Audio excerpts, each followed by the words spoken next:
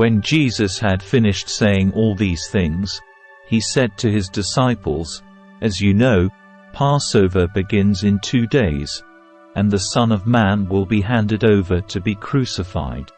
At that same time the leading priests and elders were meeting at the residence of Caiaphas, the high priest, plotting how to capture Jesus secretly and kill him.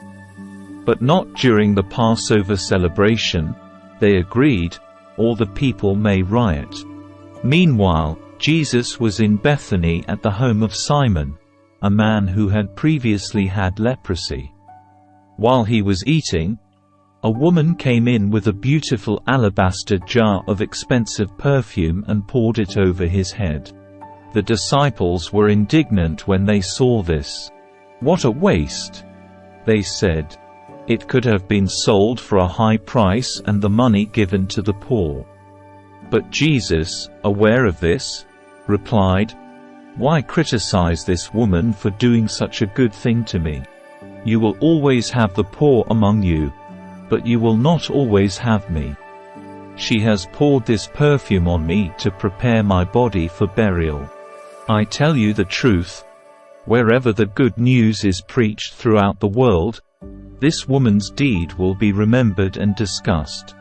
Then Judas Iscariot, one of the 12 disciples, went to the leading priests and asked, "How much will you pay me to betray Jesus to you?"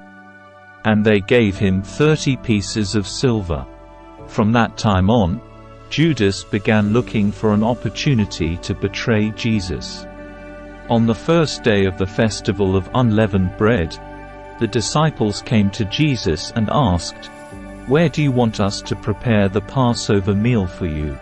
"As you go into the city," he told them, "you will see a certain man. Tell him, 'The teacher says, my time has come, and I will eat the Passover meal with my disciples at your house.'" So the disciples did as Jesus told them and prepared the Passover meal there. When it was evening, Jesus sat down at the table with the 12. While they were eating, he said, "I tell you the truth, one of you will betray me." Greatly distressed, each one asked in turn, "Am I the one, Lord?" He replied, "One of you who has just eaten from this bowl with me will betray me. For the Son of Man must die, as the Scriptures declared long ago. But how terrible it will be for the one who betrays him. It would be far better for that man if he had never been born." Judas, the one who would betray him, also asked, "Rabbi, am I the one?" And Jesus told him, "You have said it."